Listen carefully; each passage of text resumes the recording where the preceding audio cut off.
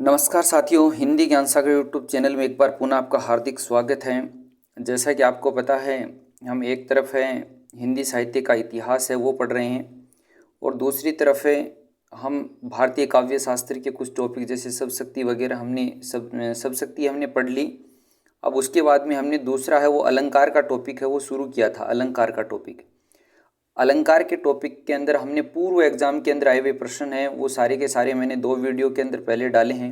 कुछ प्रश्न हम बाद में भी अभ्यास के तौर पर जो नेट एग्जाम के अंदर आए उनको भी हल बाद में करेंगे, लेकिन उन प्रश्नों को हल करने से पहले हम अलंकारों का विस्तृत विवेचन है वो यहाँ पर देखेंगे।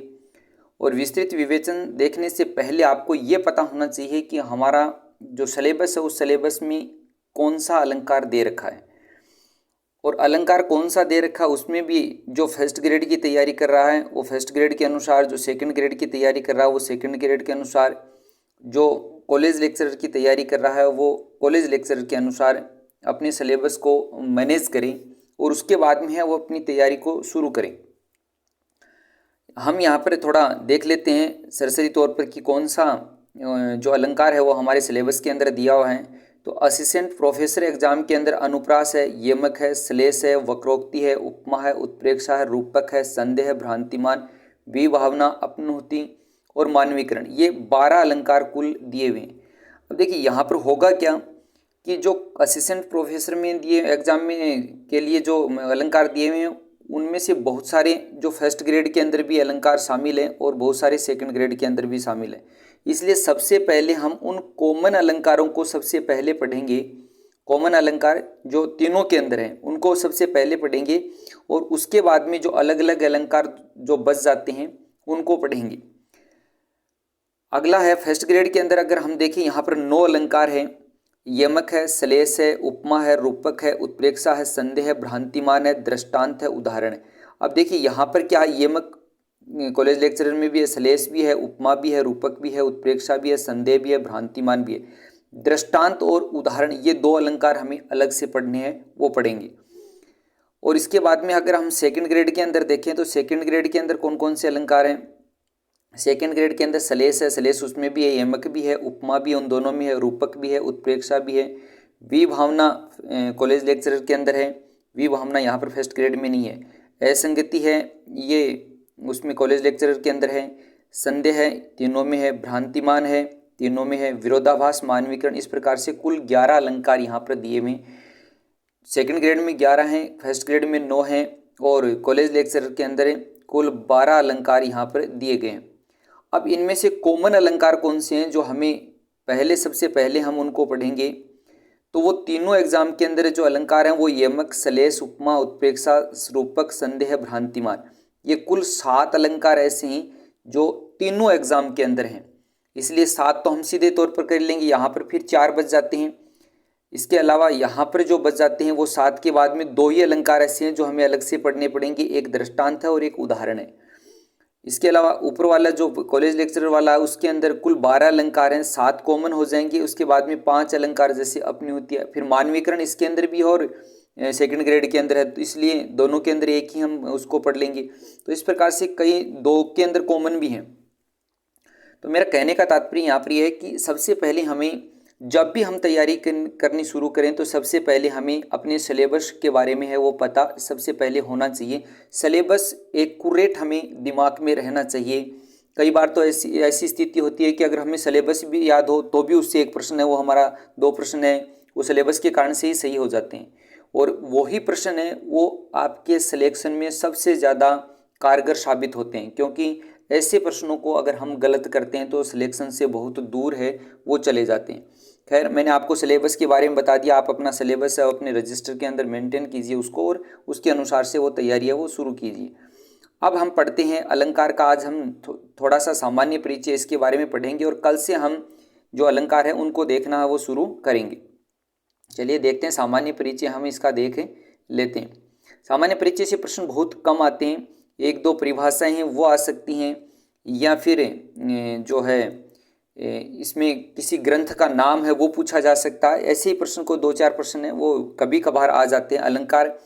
अलंकार का जो है वो अलम प्लस कार इसको कहते हैं। शाब्दिक अर्थ है, सामान्य सामान्य सी चीज़ें कहीं से भी आप पढ़ लीजिए, अपना जो नोट्स है उसके अंदर एक बार इनको मेंटेन कर लीजिए और उसके बाद में एक दो बार है वो बीच बीच में पढ़ लीजिए। शाब्दिक अर्थ है इसका आभूषण या भूषित करने वाला, भूषित है यानी कि सुशोभित करने वाला कह सकते हैं, कि शोभा बढ़ाने वाला कह सकते हैं, अर्थात काव्य की शोभा बढ़ाने वाले धर्म या कारक अलंकार है वो कहलाते हैं। अब ये परिभाषाएं वगैरह कोई नहीं पूछता, सामान्य सी चीज़ें। नाट्य शास्त्र में 4 अलंकारों का उल्लेख है। सबसे पहले भृतमुनि ने ही नाट्य शास्त्र में अलंकारों का उल्लेख है वो किया था, उसके साक्ष्य हमें मिलते हैं। और नाट्य शास्त्र में 4 जो अलंकार है उनका उल्लेख हमें मिलता है। उपमा है, रूपक है, यमक है, दीपक है। इन 4 अलंकारों का उल्लेख मिलता है। कई बार कोई तथ्यात्मक प्रश्न वैसे बने कि निम्न में से कौन सा कथन सही है, कौन सा अलंकारों से संबंधित कथन गलत है, तो उसमें ये प्रश्न कई बार आ जाते हैं इस प्रकार के। इसके बाद में है अलंकार काव्य के बाह्य शोभाकारक तत्व या धर्म होते हैं, यानी कि बाह्य रूप से अलंकार है वो काव्य की क्या बढ़ाते हैं, शोभा को बढ़ाते हैं। अलंकार काव्य में शोभा के सृष्टिकारक होते हैं या वृद्धिकारक। ये अगर हमसे पूछा जाए तो सृष्टिकारक नहीं, वृद्धिकारक होते हैं, काव्य की शोभा को बढ़ाते हैं। काव्य में शोभा तो ऑलरेडी होती है, जैसे नारी शक्ति है, नारी के सौंदर्य के अंदर आभूषण है, जिस प्रकार से शोभा के अंदर वृद्धि करते हैं, वैसे ही यहाँ पर अलंकार हैं वो भी काव्य की शोभा में वृद्धि है वो करते हैं। इसके बाद में सामान्य सी परिचय के अंदर आचार्य भामह, ये अलंकार संप्रदाय के जनक हैं, वो माने जाते हैं। न कांतिमती, ये परिभाषाएं हैं 2-4 जो संस्कृत के अंदर दी हुई हैं, वो परिभाषाएं हमें अवश्य याद होनी चाहिए। कई बार सीधे तौर पर ऐसे ही प्रश्न पूछ लिए जाते हैं, जैसे कॉलेज लेक्चर के अंदर ये पूछा हुआ है, न कांतिमती निर्भूषम विभाति वनिता ननम, यानी कि जिस प्रकार से वनिता का मुख, वनिता यानी कि नारी, नारी या स्त्री से कह सकते हैं, का मुख आभूषण के बिना शोभा नहीं देता, क्योंकि नारी के लिए 16 श्रृंगारों की जो कल्पना की गई है उसी के आधार पर इन्होंने यहाँ पर परिभाषा दी। जिस प्रकार वनिता का मुख आभूषण के बिना शोभा नहीं देता, उसी प्रकार काव्य भी अलंकार के बिना शोभा है वो नहीं देता। यानी कि काव्य की शोभा या काव्य के आभूषण है वो अलंकार हैं, जैसे नारी के आभूषण होते हैं वैसे काव्य के आभूषण है वो अलंकारों को हमें मान सकते हैं। यहाँ पर कहने का तात्पर्य ये परिभाषा है, ये आपको अवश्य याद है, वो होनी चाहिए। अलंकार संप्रदाय के जनक इनको कह सकते हैं, भामह को। इसके बाद में आचार्य दंडी, ये तो और भी इम्पोर्टेंट है। आचार्य दंडी की ये परिभाषा, काव्य शोभाक्रांत धर्मान अलंकारान प्रक्षेते। आचार्य दंडी की ये परिभाषा है, ये भी मोस्ट है, ये याद करनी है, रटनी है, कैसे भी करो आप इसको, ट्रिक से करो, बिना ट्रिक से करो, वैसे याद हो आपके किसी भी प्रकार से हो।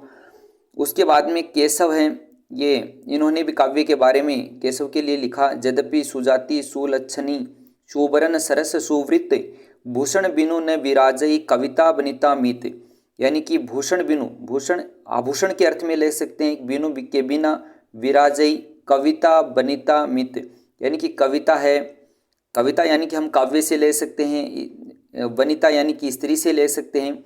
इनके लिए जो आभूषण का कार्य करता है, यद्यपि सुजाति सुलक्षणी सुबरन सरस सुव्रत, यानी कि वो अच्छी जाति से, अच्छे लक्षणों से, सुवर्ण से, यानी कि सरस सब कुछ होते हैं, लेकिन फिर भी आभूषणों के बिना ये दोनों ही अच्छे हैं वो नहीं लगते हैं। ये कहने का यहाँ पर ये आशय इसका दिया गया है। इसके बाद में है वामन का जो है, ये कॉलेज लेक्चर के अंदर भी पूछा गया और इसके अंदर फर्स्ट ग्रेड के अंदर भी पूछा गया। वामन के अनुसार ये भी इम्पोर्टेंट है, ये 3-4 हैं इम्पोर्टेंट, यही पूछते हैं इधर उधर से।